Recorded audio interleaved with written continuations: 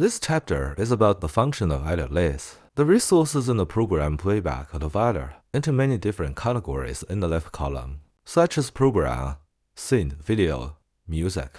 We can create a new category in the left column, then group multiple programs, videos, music, etc. into this new category. We need to return to the previous menu.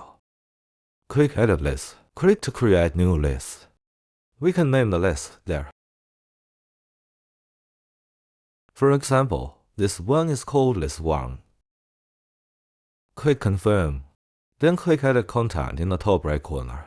We can choose what the current list contains in this interface. For example, it contains Show 1, Program 2, and these things. These contents need to be added to the currently edited list. The serial number are the sequence in which the content is played. After the modification is completed, click Return to the previous menu. Click again to return to the previous menu. Click Program Playback.